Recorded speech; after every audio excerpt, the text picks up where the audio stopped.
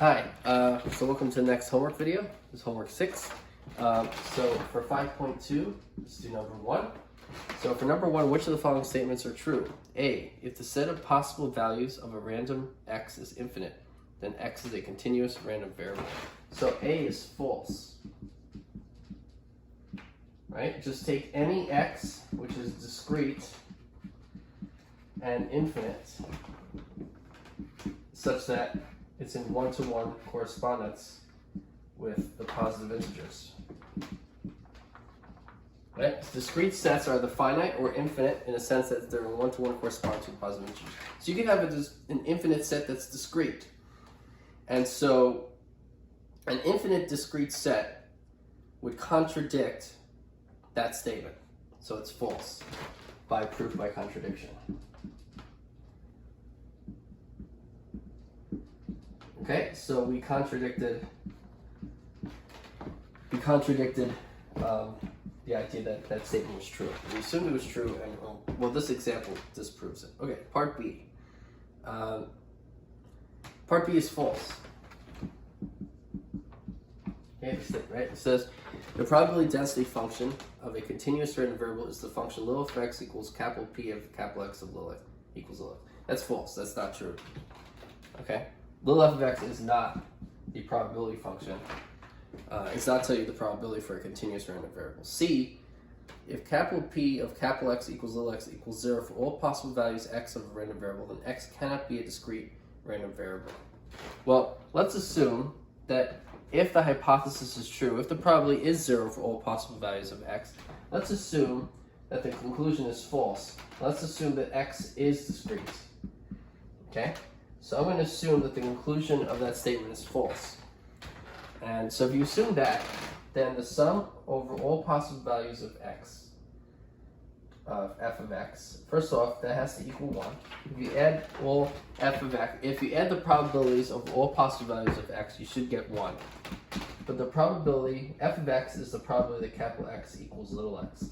And it says if that probability is 0 for all x.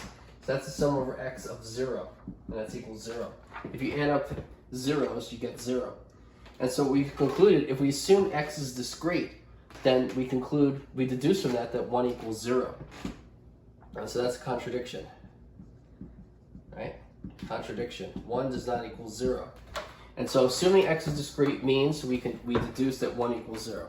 So our assumption that x is discrete was false. And so, x is not discrete. Okay? And so if the probability is 0 for all possible values x of a random variable, then x is not discrete. And so C is true.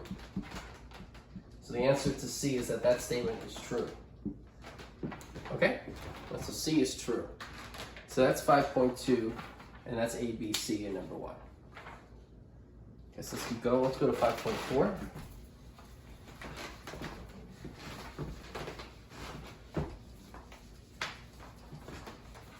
Okay, so for 5.4, number 1. So let capital X be a continuous random variable with that probability density function. Find capital P of x less than or equal to 1.2. That's equal to the definite interval from 1 to 1.2 of 2/3 x dx. That's equal to 2/3 times x squared over 2. Evaluate from 1 to 1.2. It's equal to 2/3 times 1.2 squared over 2 minus 1 squared over 2. That's equal to 2/3 times 1.2 squared is 1.44 minus 1 over 2. The 2's cancel and you get 0.44 over 3, which is 0.147.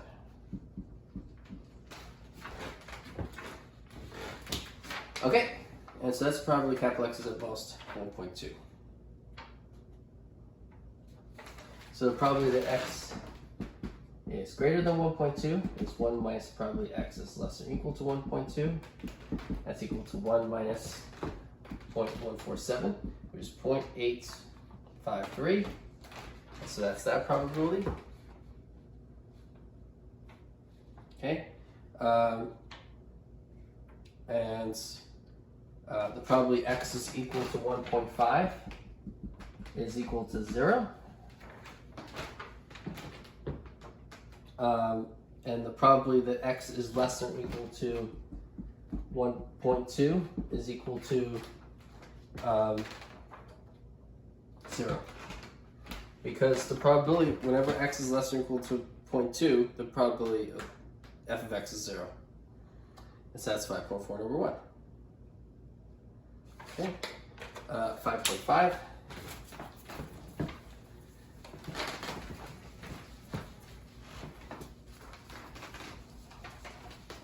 Okay, 5.5. Next. Okay, so 5.5 number 1, let capital F of x be that function. Find probability capital F of x is less than or equal to -1, which is capital F of -1, which is 0, right? Because capital F of x is defined so that capital F of -1 is 0. The probability that x is less than or equal to 0.5 is equal to 0.5 squared by the definition of capital F, and so that's 0.25. This is capital F of 0.5, which is 0.25 squared. The probability that x is less than or equal to 0.3 is capital F of 0.3, which is 0.3 squared, which is 0.09. And the probability that 0.2 is less than x, which is less than or equal to 0.5, is equal to the probability that x is less than or equal to 0.5 minus the probability that x is less than or equal to 0.2 is equal to capital F of 0.5 minus capital F of 0.2, which is 0.5 squared minus 0.2 squared, which is equal to 0.25 minus 0.04, which is 0.21. And that's that probability, right? So the probability that x is greater than 0.2 and less than or equal to 0.5 is probability x is at most 0.5 minus the probability x is at most 0.2. So it's capital F of 0.5 minus capital F of 0.2, which is 0.5 squared minus 0.2 squared, which is 0.25 minus 0.04, which is 0.21. So that's that probability.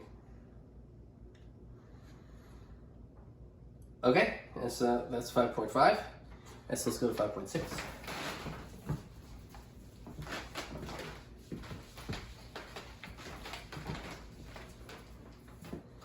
So 5.6, number 1. Okay, so part A, find the value of k. So capital F of x is defined there. Now, when x is less than 3, it's 0. When x is greater than or equal to 3, it's 1 minus k over x squared. But capital F of x doesn't jump from 0 to some positive value. It stays 0 when x is equal to 3.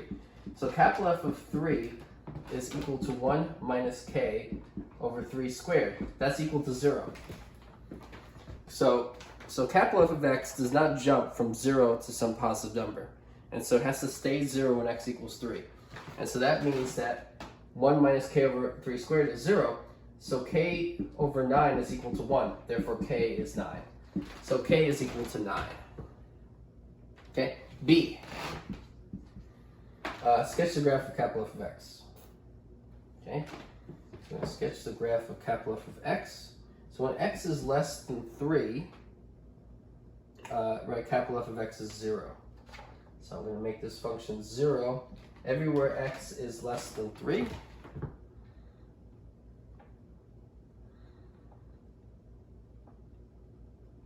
So when x is greater than or equal to 3, it's 1 minus k over x squared. So it's 1 minus k over 9. So capital F of x is 1 minus k over 9. Okay. So then 1 minus k over 9.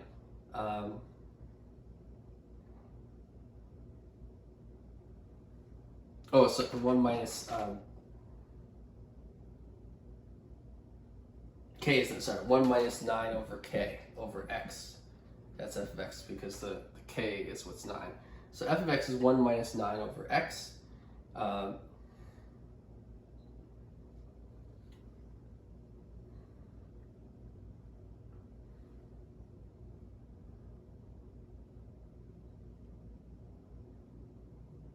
Over x squared. So it's 1 minus 9 over x squared.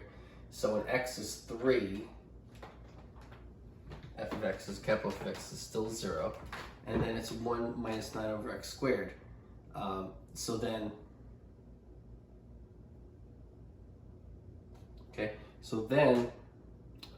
as x tends to infinity, the value of capital F of x approaches 1. And so the limiting behavior of capital F is that it approaches 1. So it's approaching 1 from below.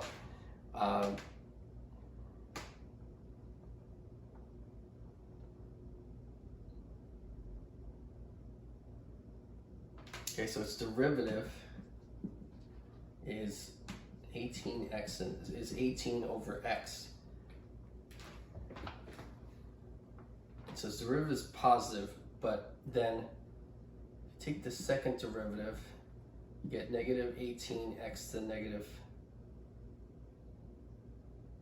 Oh wait, sorry, you get 18x to negative 3. Negative 54x to negative 4.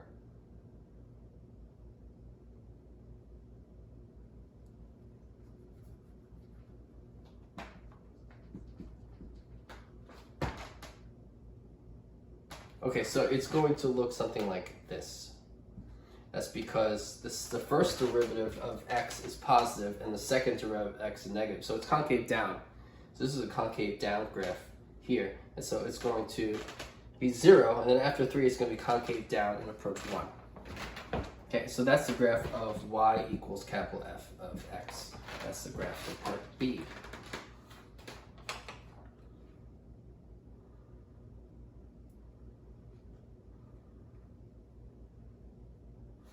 Okay, so there's the graph. So let's just go with that capital. So there's the graph, and so let me erase this so that it won't room.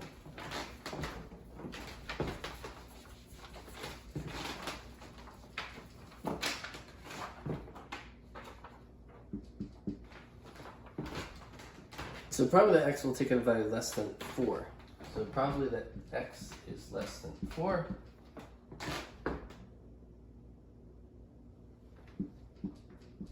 So definitely from 3 to 4 of 1 minus 9 over x squared dx.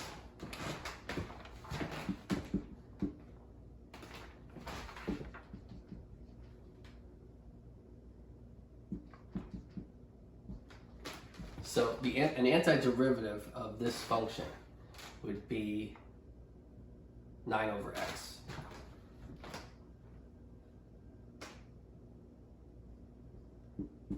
So an antiderivative of negative 9 over x squared is 9 over x. And so, okay, so an antiderivative of 1 minus 9 over x squared is x plus 9 over x. And so you evaluate that from 3 to 4. So you get 4 plus 9 over 4 minus 3 plus 9 over 3. And so that's equal to 2 1/4, that's 6 1/4 minus 6. So that's 1/4. That's equal to 0.25. And so the probability that x is less than 4 is definitely from 3 to 4 of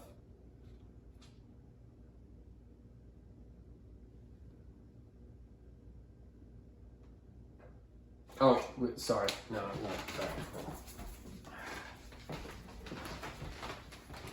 So the probability that x is less than 4 is the probability that x is less or equal to 4 because it's a continuous random variable. That's capital F of 4.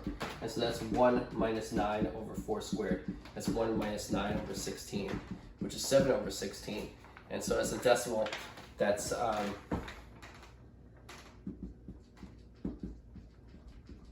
that's 0.5625. Okay? So that's the probability. Okay, good. Probability between 4 and 5. 4 is less than x less than 5. So that's the probability that 4 is less than x less or equal to 5. That's equal to the probability that x is less or equal to 5 minus the probability that x is less or equal to 4. That's equal to capital F of 5 minus capital F of 4. And so capital F of 5 is plugging in 5 there, which is 1 minus 9 over 5 squared minus 1 minus 9 over 4 squared. And so that's equal to, the ones will cancel. You'll get 9 over 16 minus 9 over 25. And so then that's equal to 225 minus 144 over 16 times 25, or 400. Okay, so that's 81 over 400. Okay, and so as a decimal, that's 0.2025.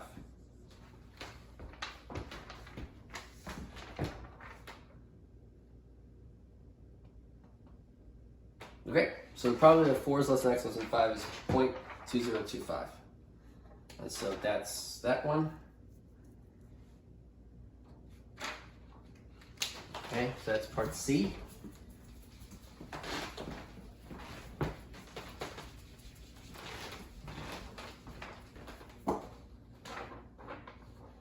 So find the probability density function of x. Little f of x is equal to capital F of x dx. And so that's equal to the derivative d dx of 1 minus 9 over x squared. And so that's equal to, um,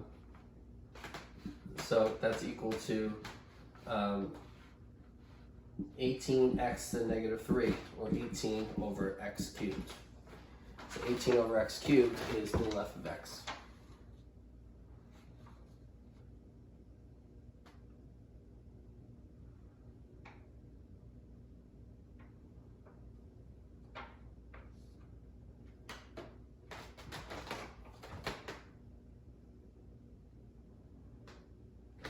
Right, but then, so this is for x greater or equal to 3.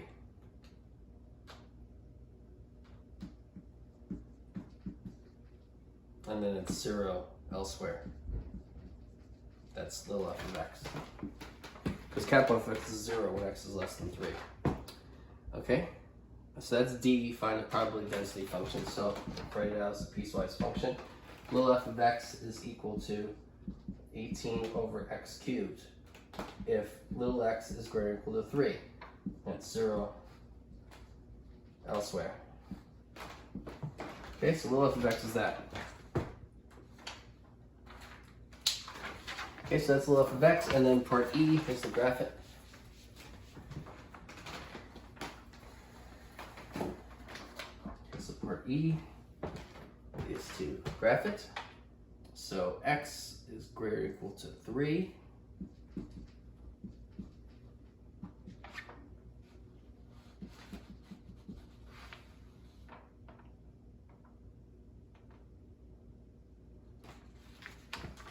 Okay, so when x is 3 and you plug it in there, you get 18 over 27, which is 2/3. So when x, you get that, and then little f of x is 0 elsewhere. So you get 0 here. And if you think of 18 over x cubed, then